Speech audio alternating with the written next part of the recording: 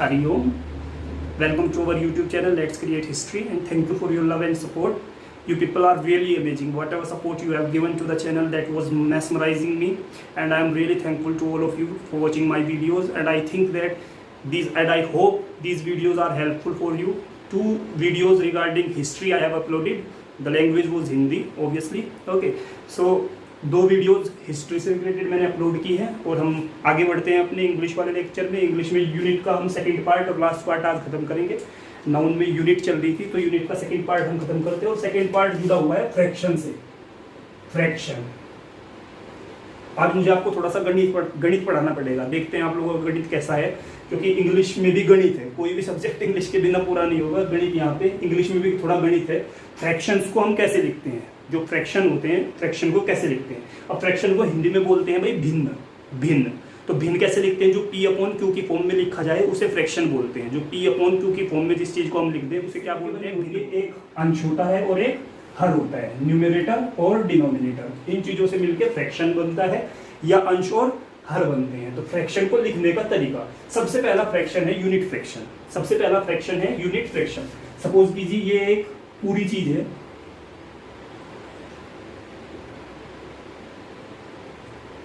इसके हमने 3 पार्ट कर दिए। इस पार्ट को मैं पूरा कलर कर देता हूं, शेडेड पार्ट। अगर मैं पूछूं इस हिस्से को, जो शेडेड पार्ट है, इसे क्या बोलेंगे, तो आप लोग बोलोगे 1/3।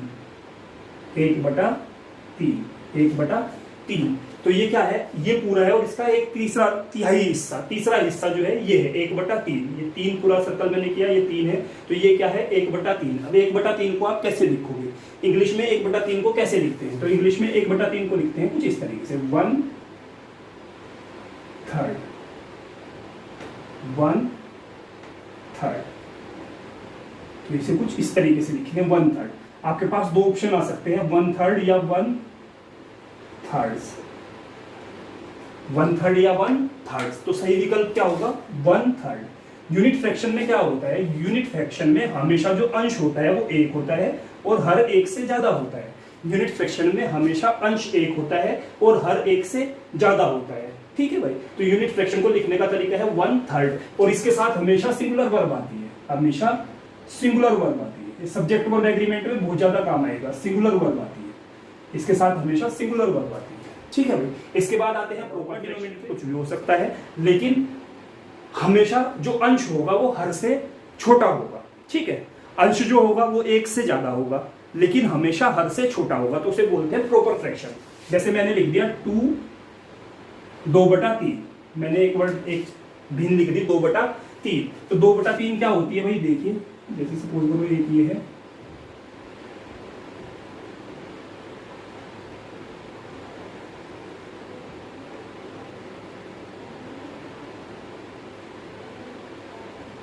तो मैंने क्या किया, शेडेड हिस्सा अलग कर दिया। तो देखो भाई एक ये है और एक ये है, 2 चीजें हैं, इसका तिहाई हिस्सा, इसका तिहाई हिस्सा। तो ये क्या हुआ 2/3। 2 चीजें हैं, 2 का एक हिस्सा इसका, एक हिस्सा इसका। ये एक्चुअल में क्या है 1/3 प्लस 1/3। ये कुछ 1/3 इधर से 1/3 इधर से, तो 2/3। इसे प्रॉपर फ्रैक्शन बोलते हैं, प्रॉपर फ्रैक्शन बोलते हैं। प्रॉपर फ्रैक्शन में जो आपका अंश होगा वो 1 से बड़ा होगा लेकिन हर से हमेशा छोटा होगा। इसे लिखने का तरीका क्या है भाई, इसे ऐसे लिखेंगे 2/3। इसमें एस लगाते हैं, इसे क्या लिखेंगे 2/3। और वर्ब, क्योंकि ये 2 चीजें हैं, वर्ब हमेशा प्लूरल आएगी। वर्ब क्या होगी भाई, इसके साथ प्लूरल लगाएंगे, वर्ब प्लूरल लगाएंगे। इसके बाद आते हैं इम्प्रॉपर फ्रैक्शन। इम्प्रॉपर फ्रैक्शन में अंश जो है हर से बड़ा होगा, अंश हर से बड़ा होगा। जैसे मैंने एक एग्जांपल लिख दिया 5/3।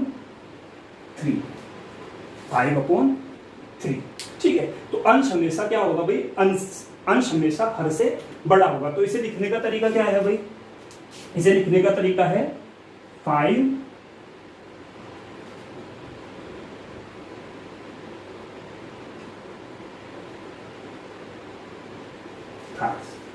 थर्ड्स। इसे कुछ इस तरीके से लिखेंगे।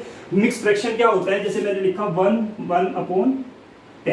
1 एक सही 1/10। तो इसे लिखने का तरीका क्या है 1 and 1/10 प्लूरल में ही बनेगा। इसे लिखने का तरीका कुछ इस तरह है 1 and 1 टेंस। तो ये इंग्लिश में फ्रैक्शन लिखने के तरीके हैं, पूछे जाते हैं। और इसमें वर्ब प्लूरल लगेगी भाई, यहाँ पे भी वर्ब प्लूरल लगेगी और यहाँ पे भी वर्ब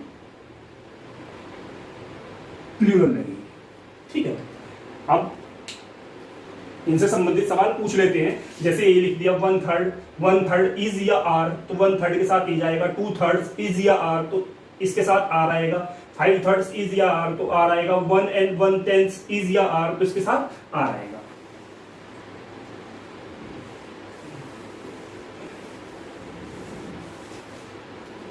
अब इसके बाद ये देखिए फ्रैक्शन ऑफ हेल्पिंग वर्ब। देखो कोई फ्रैक्शन लिखा हुआ है,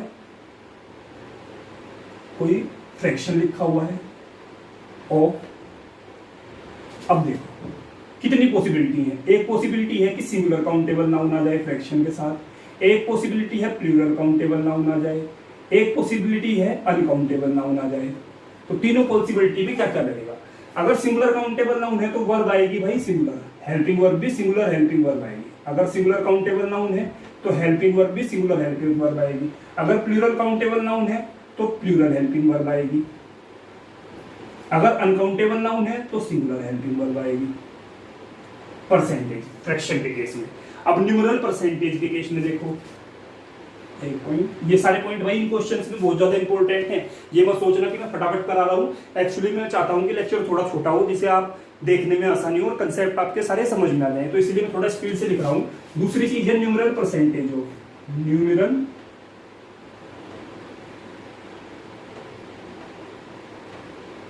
परसेंटेज ऑफ। ठीक है भाई, इसमें अगर आपके पास इसमें भी तीन संभावनाएं हैं। अगर प्लूरल काउंटेबल नाउन है तो प्लूरल हेल्पिंग वर्ब आएगी। अगर सिंगुलर काउंटेबल नाउन है तो सिंगुलर हेल्पिंग वर्ब आएगी। अगर अनकाउंटेबल नाउन है तो सिंगुलर हेल्पिंग वर्ब आएगी इसमें भी। ठीक है भाई, इसके बाद परसेंट और परसेंटेज। अगर परसेंट या percentages of singular countable noun हो, चाहे प्लूरल काउंटेबल नाउन हो, चाहे अनकाउंटेबल नाउन हो, केवल और केवल सिंगुलर हेल्पिंग वर्ब आएगी। केवल और केवल सिंगुलर हेल्पिंग वर्ब आएगी। ठीक है भाई, केवल और केवल सिंगुलर हेल्पिंग वर्ब आएगी। क्यों आएगी, अब ये सारी चीजें क्यों आएगी ये देखेंगे अभी। जब एग्जांपल करेंगे तो एग्जांपल्स में ये सारी चीजें हम देखेंगे। ठीक है भाई, अब देखते हैं कुछ एग्जांपल, इससे संबंधित कुछ एग्जांपल्स अब देखते हैं। इससे संबंधित कुछ एग्जांपल्स देखते हैं, इनका मतलब क्या है। एक चीज हो, अगर कोई नाउन है, नाउन के बाद कोई प्रीपोजिशन आए और उसके बाद फिर कोई दूसरा नाउन आए, कोई दूसरा noun, other noun, other noun. अगर नाउन के बाद प्रीपोजिशन आए, नाउन के बाद क्या है प्रीपोजिशन, और प्रीपोजिशन के बाद कोई अदर नाउन आए, तो हमेशा वर्ब इस नाउन के हिसाब से लगाते हैं। जो वर्ब लगेगी वो इस नाउन के हिसाब से लगेगी। कुछ केसेस में एक्सेप्शन है, वो अभी देख लेंगे। नाउन है, नाउन के बाद प्रीपोजिशन है, प्रीपोजिशन के बाद कोई दूसरा नाउन आए, तो वर्ब हमेशा इस नाउन के अनुसार लगेगी। एग्जांपल देख, the students of the class is are attentive. पहला question, the students of the class is are attentive. ये क्या है भाई, नाउन है। ये क्या है, नाउन। इसके बाद क्या आया, प्रीपोजिशन, इसके बाद प्रीपोजिशन, इसके बाद कोई अदर नाउन आया, दूसरा नाउन आया, कोई दूसरा नाउन आया, तो वर्ब किसके अनुसार लगेगी, स्टूडेंट्स के अनुसार। तो क्या लगेगी भाई, आर लगेगी। स्टूडेंट बहुवचन है, आर लगेगी, इज नहीं लगेगा। अब दूसरा सवाल देखते हैं, ये नाउन है, इसके बाद ये प्रीपोजिशन है, इसके बाद ये फिर नाउन है, ये दूसरा नाउन आ गया। Noun, preposition, other noun. Poetry of many poets is are imaginative. तो वर्ब किसके अनुसार लगेगी, इस नाउन के अनुसार लगेगी, पोएट्री के अनुसार। पोएट्री कैसा नाउन है, अनकाउंटेबल नाउन है। हमने पहले या दूसरे लेक्चर में देखा था, अनकाउंटेबल नाउन के साथ हमेशा एक वचन वाली वर्ब लगती है, आर नहीं लगेगा। अब देखो, the problem of my friends is are common as that of others. जो मेरे फ्रेंड्स की प्रॉब्लम है वो दूसरों के फ्रेंड्स की प्रॉब्लम के बिल्कुल समान है। तो प्रॉब्लम नाउन हुआ, नाउन हुआ, इसके बाद ऑफ आया, प्रीपोजिशन, और इसके बाद क्या आया, अदर नाउन।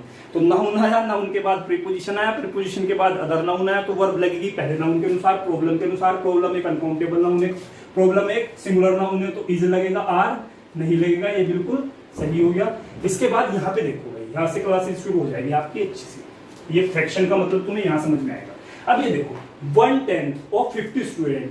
अब यहाँ पे थोड़ा सा गलत हो गया, 1/10 आपने देखा ऑफ आ रखा है, ये तो क्या है भाई, नाउन है, इसके बाद ऑफ आ रखा है, इसके बाद अदर नाउन है, तो 1/10 के हिसाब से तो सिंगुलर वर्ब लगनी चाहिए, हमने देखा था पहले सिंगुलर वर्ब लगनी चाहिए, लेकिन ये सिंगुलर वर्ब नहीं लगेगी, क्या लगेगी, आर लगेगी। क्यों लगेगा, देखो भाई, ये ऑफ जो है ये प्रीपोजिशन का काम नहीं कर रहा। आपने मैथ में एक रूल पढ़ा होगा, बोर्ड मास, बोर्ड मास, तो बी का मतलब ब्रैकेट, ओ का मतलब अदर, ऑफ, ओ का मतलब अदर जिनमें ऑफ भी आता है, डी का मतलब डिवीजन, एम का मतलब मल्टीप्लीकेशन, ए का मतलब एडिशन, एस का मतलब सब्ट्रैक्शन। तो ये ओ जो है ये ऑफ का काम कर रहा है, मल्टीप्लीकेशन का काम कर रहा है, गुणा का काम कर रहा है, तो मैथमेटिकल फंक्शन है। अब मैथमेटिकल फंक्शन आप देखते हैं, मैथमेटिकल फंक्शन को देखो, ये क्या है, 1/10 ऑफ 50 स्टूडेंट, यानी कि 1/10 ऑफ 50 स्टूडेंट, तो कितना आया, 10 पंजे 50, तो आंसर आया 5। तो स्टूडेंट कितने हैं भाई यहाँ पे, 5। इस पूरे फंक्शन को सोल्व करने के बाद स्टूडेंट्स कितने आए, 5 आए। 1/10 ऑफ 50 स्टूडेंट्स कितना हुआ, 5। 5 एक वचन है, बहुवचन है, बहुवचन है, तो इज नहीं आएगा, आर आएगा। ठीक है भाई। अब अगला सवाल देखो, 1/10 of sugar, 1/10 of sugar, sugar कैसा नाउन है, अनकाउंटेबल नाउन है, शुगर कैसा नाउन है, अनकाउंटेबल नाउन है, तो यहाँ पे कैलकुलेशन नहीं की जा सकती, तो वर्ब कैसी आएगी, सिंगुलर वर्ब आएगी, सिंगुलर हेल्पिंग वर्ब आएगी, क्योंकि कैलकुलेशन नहीं की जा सकती। अब क्या बात हो रही है, 1/10 ऑफ शुगर, अनकाउंटेबल नाउन है, तो वर्ब कैसी लगेगी, सिंगुलर वर्ब लगेगी। ठीक है भाई। इसके बाद अगर बात करें 1/10 ऑफ बुक, बुक क्या है, सिंगुलर है, 1/10 तो बुक, बुक क्या है, सिंगुलर है, सिंगुलर है, तो वर्ब भी कैसी लगेगी, सिंगुलर लगेगी, आर नहीं लगेगा। ठीक है। अब इसके बाद अगला सवाल देखो, 10% ऑफ स्कूल टीचर्स, ठीक है भाई, कितने, 10%।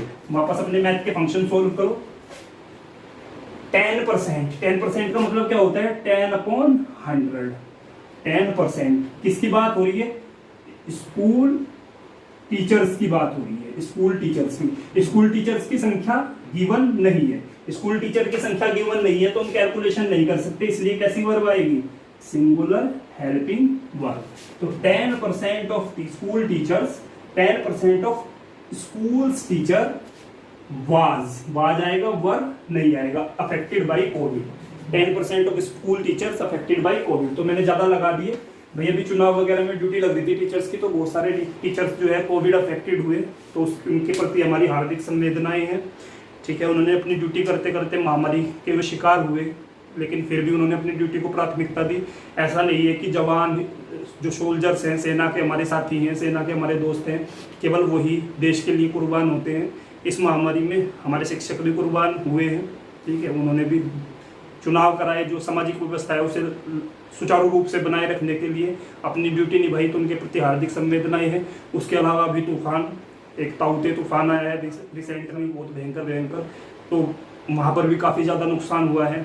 ठीक है, तो उन लोगों के प्रति भी हमारी संवेदनाएं, और हो सके तो राहत कोष वगैरह में कुछ फंड वगैरह अगर आप लोग जुटा सकते हैं तो भाई जुटाइए उन लोगों की, क्योंकि वो बेघर हो गए हैं। ठीक है, तो आगे चलते हैं भाई।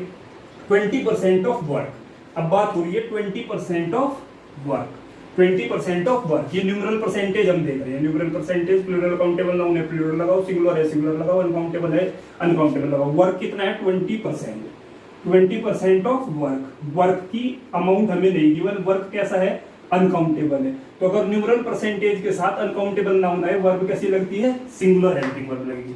तो यहाँ पे क्या लगेगा भाई, हैज लगेगा, हैव नहीं लगेगा। ठीक है, इसके बाद अगला सवाल देखते हैं। 30% of 10,000 rupees was were deducted. चलो भाई इसे देखते हैं।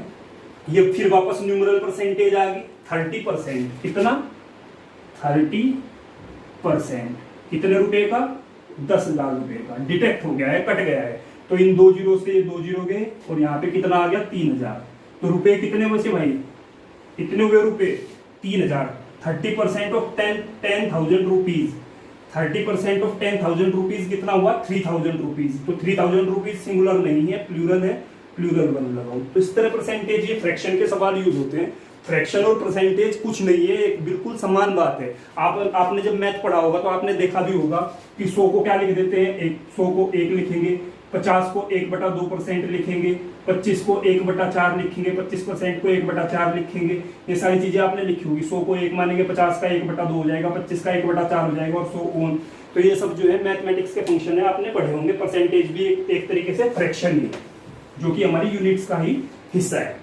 इसके बाद बात करते हैं परसेंटेज की।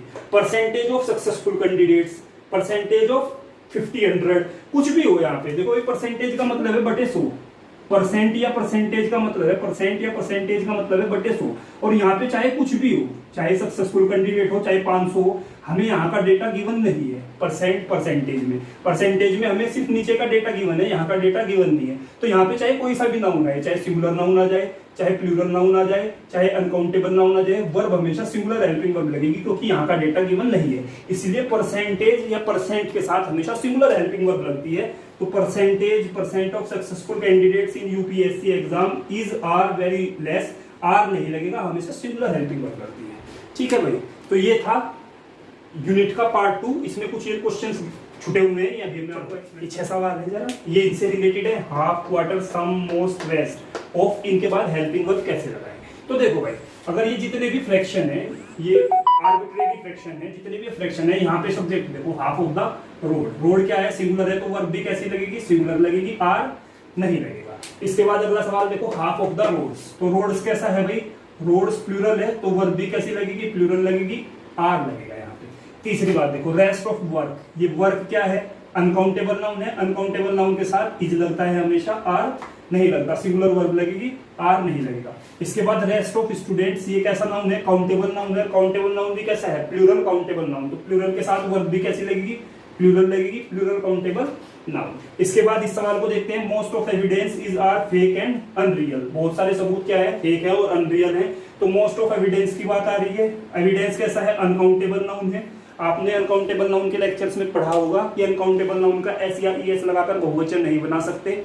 ठीक है, उनके साथ आर्टिकल ए एन का प्रयोग नहीं कर सकते, मैनी का प्रयोग नहीं कर सकते, और सिंगुलर वर्ब का यूज करते हैं। तो एविडेंसेस में इसमें 2 गलती है भाई। एक तो एविडेंसेस में एस नहीं आएगा, अनकाउंटेबल नाउन का प्लूरल नहीं बना सकते, और वर्ब आर की जगह क्या आएगी, इज आएगी। ये क्वेश्चन हो जाएगा। इसके बाद most of students is are in the favour of lockdown. बहुत सारे स्टूडेंट जो है लॉकडाउन के फेवर में है, ज्यादातर स्टूडेंट लॉकडाउन के फेवर में है। तो ये स्टूडेंट्स कैसा हुआ, plural countable noun. Plural countable noun है तो वर्ब भी कैसी लगेगी, प्लूरल काउंटेबल नाउन लगेगी। तो प्लूरल काउंटेबल नाउन यहाँ पे वर्ब लगाइए। ठीक है भाई, तो ये आपका लेक्चर था यूनिट से संबंधित। यूनिट को हमने 2 पार्ट में पढ़ाया है। पहले कल जो है यूनिट 1 का लेक्चर आया था आपको पार्ट 1, आज यूनिट 2 का लेक्चर आया पार्ट 2। ठीक है भाई, तो ये यूनिट्स हमने कवर कर ली।